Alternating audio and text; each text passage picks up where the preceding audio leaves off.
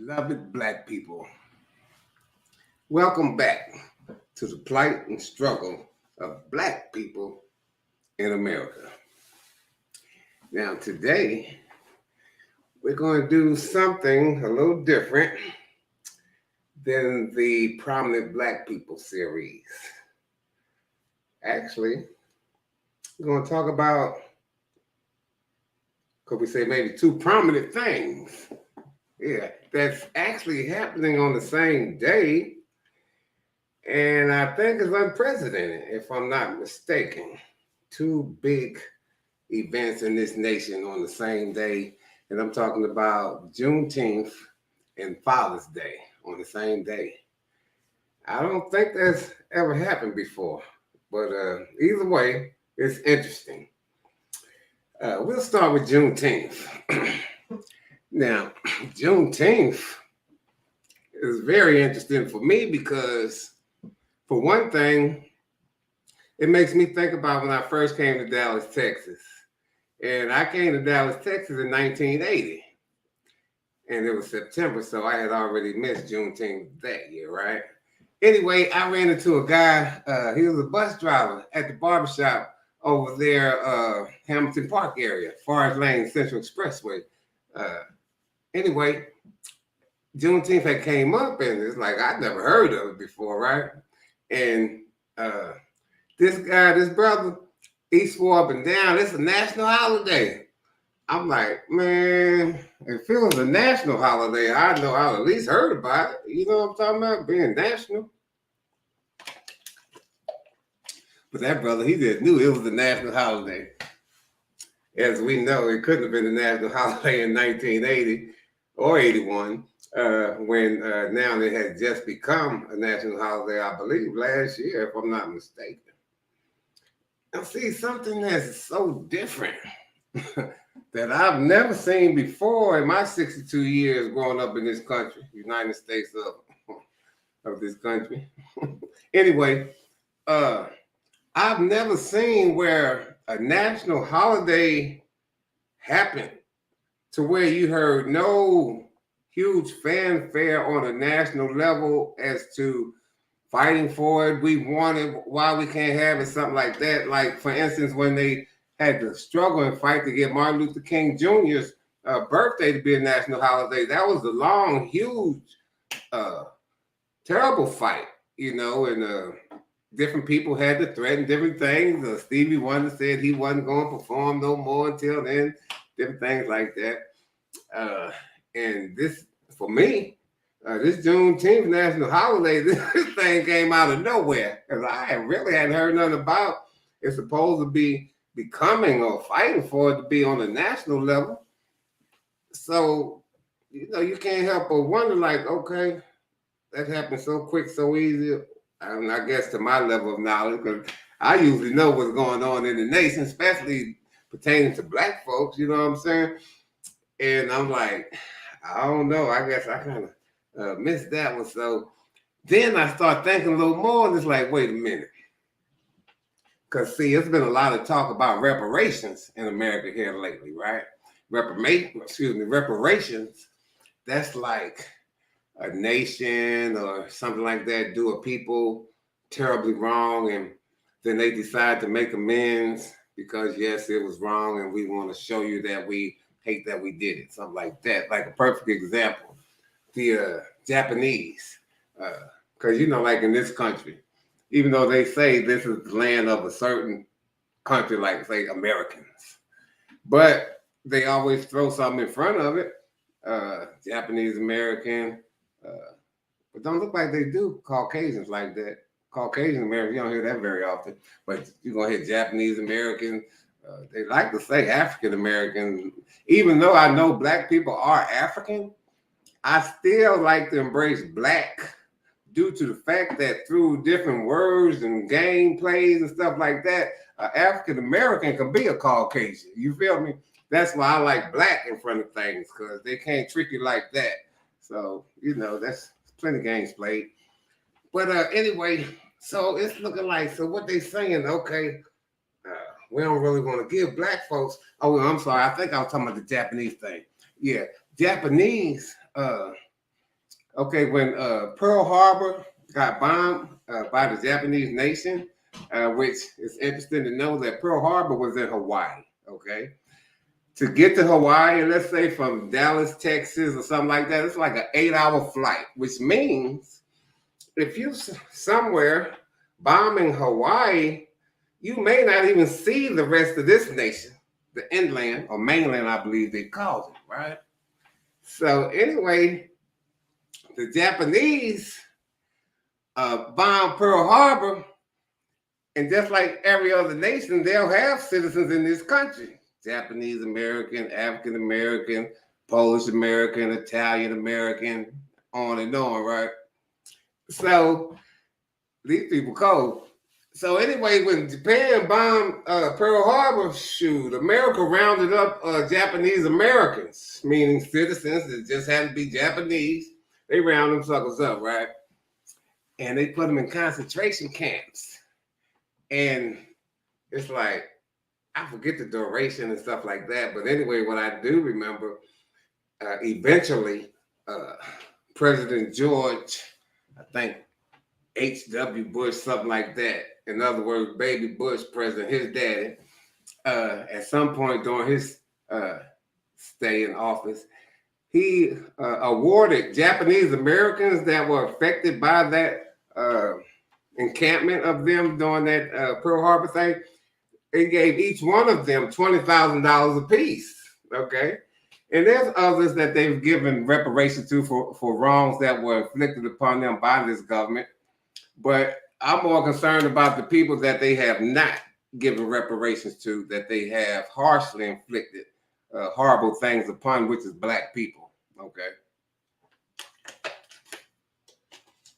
So now it's like, okay, so what they saying? Because like I say, I didn't see no fight for a national Juneteenth holiday. I just saw one day it was there. So it's almost like they trying to say, okay, well, we don't really want to give y'all no reparations because there's a lot of talking. This has been going on for some years, decades even. And so is this the trade-off? National holiday Juneteenth, which, you know, maybe not everybody, but definitely the vast majority of people know that Juneteenth is a holiday that originated in Texas because what is symbolic of the fact that once slavery was said to be halted here, not allowed anymore here in this country, it went on in Texas for 2.5 years longer than that date. Okay, so that's how Juneteenth came to be. And I guess, and I know as a matter of fact, this part, from the time I came here in 1980, the knowledge of Juneteenth on a national level has grown tremendously. Okay. So when I came here in 1980 and then 1981, they weren't having Juneteenth parade around the nation the way they do now. Excuse me. So apparently, by the way it looks, they try to make like a little small trade-off, and I'm gonna hope they just trying to talk like for a little delay or additional delay, because delays for us to get reparations at this point, no way that delay could be called little, because we've been delayed forever, right?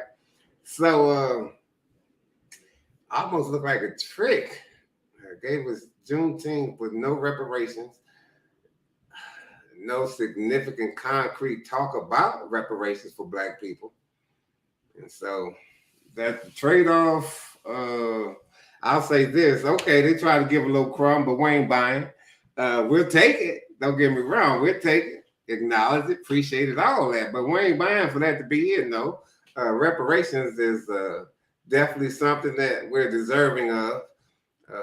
Especially if you want to link the criteria to the fact that of people that have been wronged, which no people in this nation have been wronged to the extent of Black people. That's true. And, you know, I think about the Native Americans a lot, right? And they've been done pretty bad and harshly. Certain ways not quite like us, because nobody, I don't think, could handle like the workload the way that we did. And survive.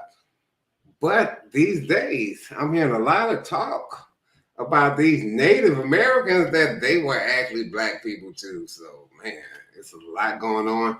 The thing I like about that is the fact that as you live, no matter what age you get to, it's a great thing if you can continue to constantly learn, something, just constantly learn. And I've been seeing things here that I didn't know about, especially like this Native American Indian thing. Now, I've heard many times some black people say, I got Indian in my family. I've even heard where sometimes they'll say, my grandmother was Indian. I hear about Cherokee quite a bit. So it's so interesting, but I do know this. If those native people that were already here before Christopher Columbus ever got here really were black people, I'm not really going to be surprised because black people definitely were the first people on earth. I do know about the fact that way before slavery existed, there were black shipsmen from Africa coming and trading along the coast of this area, okay, before it was even called a nation. So I know about that. So it ain't like blacks haven't been around this area far before Christopher Columbus' family was ever born. So, wow, this was really interesting for that to be coming up so much these days. I'm hearing that a lot, mostly on social media. But what they're doing, they're providing documentation.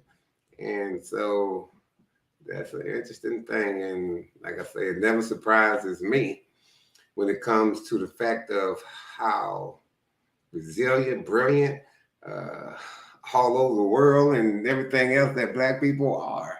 We're all that. We are definitely the first humans to ever exist. No question about that. The history of black people is the oldest history in existence of history. So it is what it is. So moving from Juneteenth to Father's Day. Now, that's interesting to me because Father's Day, okay, I think about my father. I'm 62. I lost my pop when I was 12. He passed December 26, 1972. I was 12, but I was going to be 13 like February 13th. So that wasn't like, that far from being 13 when he passed, but I was yet 12.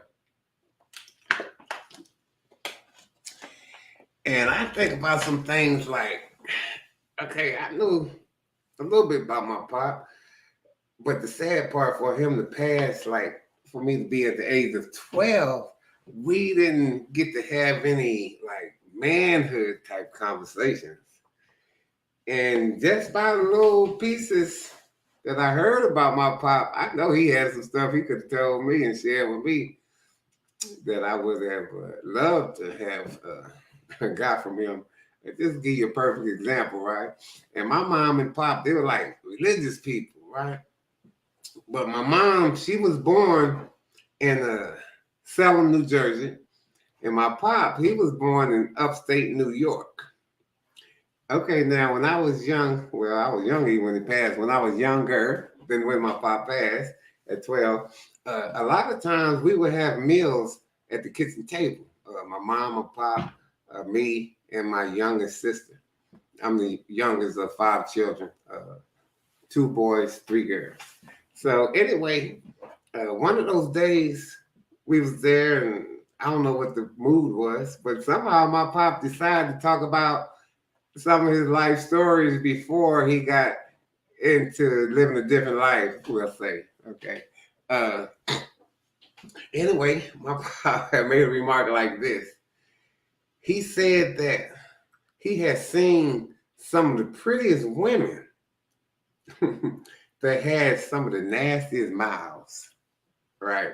So me being born and raised in the ghetto of North Philadelphia, I'm knowing the streets. So when you hear something like that, that make me think, okay, you like pretty women, but they talk dirty. They kind of make you think some things. Okay, then another time my pop had made a remark, said when he first came to Philadelphia, he said he was packing 2 guns. And I'm thinking, goodness gracious, what kind of life was homie living? But I never thought to question, but you know, your mind goes places and you just wonder things.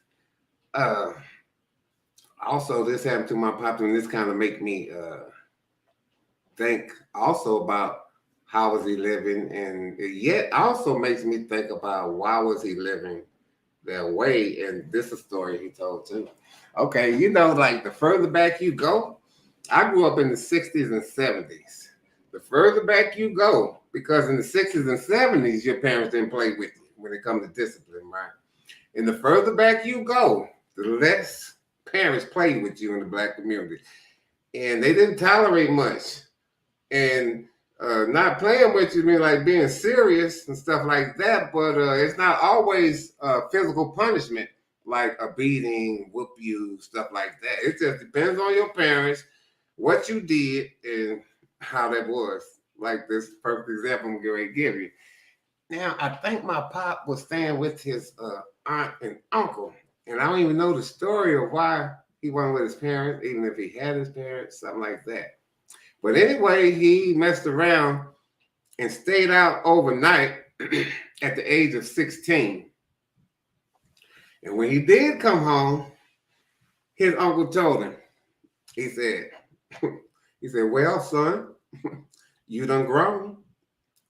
Meaning, go get your stuff and get up out of here. Because if you can stay out all night, you grown. So, see. So you can imagine at 16 being put out in the world. My pop was born like in 1923, right? So you talking whatever era that was. I was born in 1960. And I just know this, the further you go back for black people too, the harder times were for black people. That's yet pretty much a part of that same thing. So I can imagine a young fella at 16 being kicked out because what about this? Why was he out all night? So I don't know how he living, but that points to things, right? Potentially. I grew up in the ghetto and I knew the streets, ran the streets when I could. Never in a gang, never in prison, never in the military. But my parents, it's like I lived a double life. My parents were super strict. So you acted the way they wanted you to act in that house. And just like any other child, once you get out in the streets with your friends, away from your house, away from your parents, there's no telling how you act, right? That's the way that goes. So, having that strict inside house, close-knit situation with 2 parents, you acted the way they wanted to. My parents were like really strict. You had to say yes, ma'am, no, ma'am, yes, sir, no, sir. No matter what the question or response, there was never, you could say just yes or no, which I didn't mind that. This is the thing too. My mom and my pop, by the time they had me, they were quite experienced at dealing with children. Well, definitely my mom was. Okay, I'm the youngest of 5. So, okay, my father, he's only biologically my father out of me and my siblings. Okay, which means when he came along, my mom had 4 children already.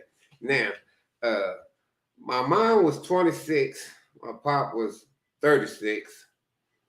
And so the thing I think about in that situation is that at that age, at those ages, they knew real well how to raise a child, right? And obviously part of that raising was high in discipline, high in consistency with discipline or whatever else they taught you in your life. Things weren't optional. And they definitely believe in corporal punishment where they will whoop your butt. Because, and I mean literally, whoop your butt. My parents would when they want to do that to you, corporal punishment, whip your butt, they would literally say, lay down there on the bed, lay down on your stomach. And they actually whoop you on your butt. They aiming at it, but it ain't like you could just be still when you get whooped like that. So, and I know some people that they're totally against corporal punishment. But I don't know. I believe this. Okay, any type of punishment that you give a child, first of all, is done out of care and concern and out of love. So you're not doing it with a hurtful or hateful heart. You're disciplining a child with the mindset of providing guidance. Okay. Now, with that said, too, now, it's not like if you do believe in corporal punishment, let's say you do, it's not like when you're dealing with the child, the first thing that child ever does, that's the first thing you do is corporal punishment. Come on now. That's not the way it works. Everything starts with communication. That's the way it's done properly. Everything starts with communication. So, okay, you start with the child. You tell them what you want, don't want, allow, don't allow.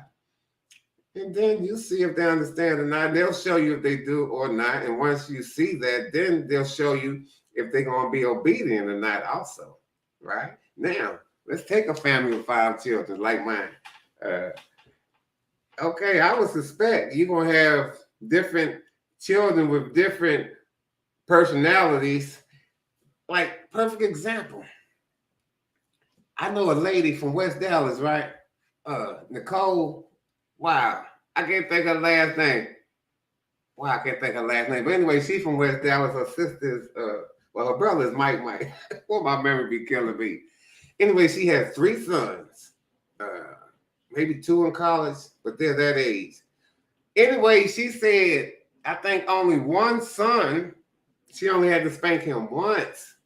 And then the other 2 sons, she never had to spank them. Okay, this is my thing. I believe in the merit system, which means if a person gets a spanking, a child gets a spanking, or if they get a pat on the back, a ladder boy, or something like that, either way is based on merit. It's based on did they earn it? And that means earning through deserving. You feel me? Okay. You spank a child because they deserved it, which means they earned it. If you tell a child 2, 3 times, don't do that, and they keep doing it, they look around and, come on now, what are you going to do after you've told them 2, 3 times? Okay, you pop their hand, something like that. Okay, let's say it does finally get to the point of corporal punishment because through communication, this child just shows you they like to challenge and test. I think that's their nature pretty much.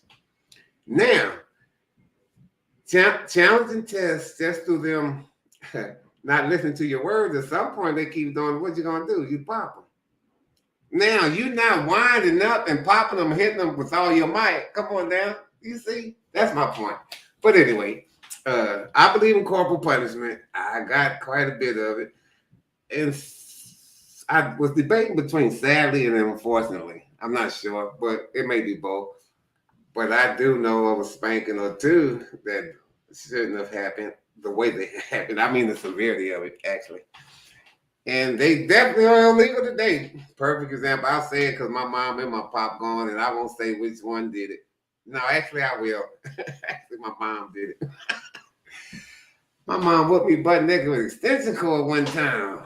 Yeah, I think that was terrible. Yeah, that was abusive.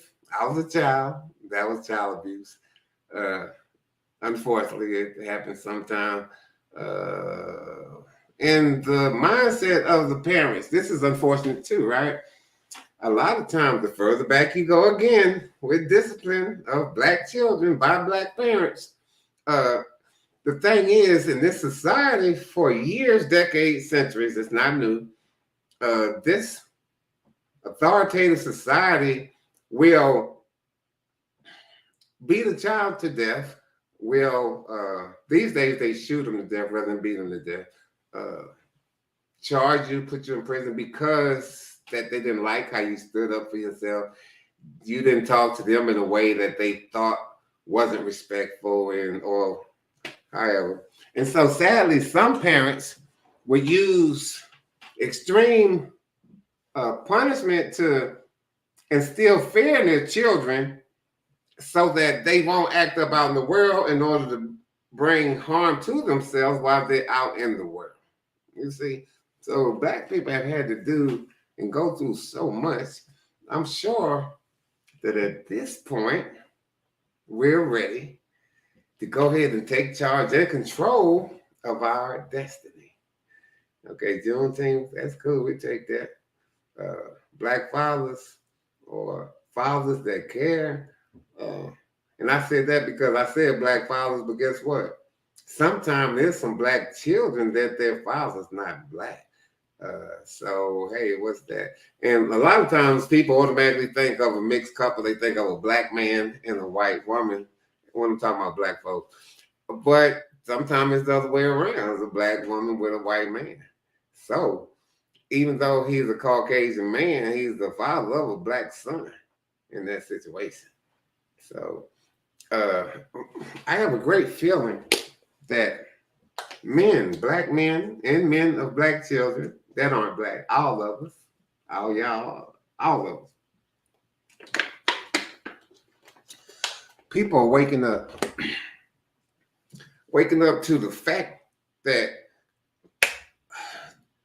the government, the nation, the mindset, the aura of this country is that there's no love for Black people or those willing to associate themselves deeply and wholeheartedly into Black people.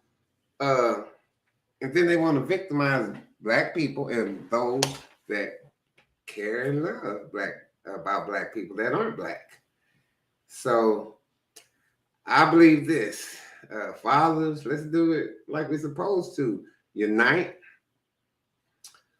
utilize our resources for our own well-being, those we care about and love, and let's educate those that know less than we do, but let's plant the seed of self-love, right? Self-love, that is so crucial and important because it's hard to unite with yourself if you don't love yourself. But I know we love ourselves. It's a lot of things going on. Some people are caught up in so many things. Some people are like afraid of things. Some people don't believe in things. But hey, Juneteeth&Fathers, we're going to do this. And we're going to see what happens. But thank y'all for y'all time. And if you know your father or not, be thankful. Right? Beautiful Black people. Black people. Wow, wow, wow. I love my people. Black people. Say it with me now. I love my people.